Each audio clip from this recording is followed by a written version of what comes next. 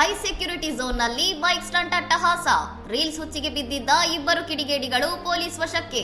ಮುಷಿರಾಬಾದ್ನ ಮೊಹಮ್ಮದ್ ಅಕೀಲ್ ಮತ್ತು ನಾಂಪಲ್ಲಿಯ ಮೊಹಮ್ಮದ್ ಅತೀಕ್ ಎಂಬುವವರು ಸೋಷಿಯಲ್ ಮೀಡಿಯಾದಲ್ಲಿ ಪ್ರಚಾರ ಪಡೆಯಲು ಸಾರ್ವಜನಿಕ ರಸ್ತೆಗಳಲ್ಲಿ ಅಜಾಗರೂಕತೆಯಿಂದ ಬೈಕ್ ಚಲಾಯಿಸುತ್ತಿದ್ದರು.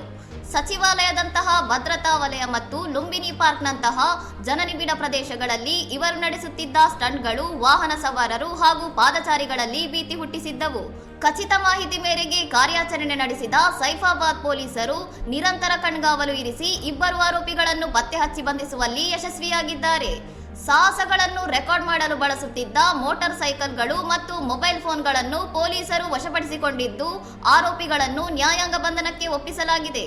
ನಗರದ ರಸ್ತೆಗಳಲ್ಲಿ ಸಾರ್ವಜನಿಕ ಸುರಕ್ಷತೆಗೆ ಅಪಾಯವನ್ನುಂಟು ಮಾಡುವ ಮತ್ತು ಪ್ರಯಾಣಿಕರಿಗೆ ತೊಂದರೆ ಕೊಡುವ ಇಂತಹ ಕೃತ್ಯಗಳ ವಿರುದ್ಧ ಕಠಿಣ ಕಾನೂನು ಕ್ರಮ ಕೈಗೊಳ್ಳುವುದಾಗಿ ಅಧಿಕಾರಿಗಳು ಎಚ್ಚರಿಸಿದ್ದಾರೆ. ಇನ್ನಷ್ಟು ಸುದ್ದಿಗಳಿಗಾಗಿ ನೋಡ್ತಾ ಇರಿ ಸೌರಂ ಟಿವಿ.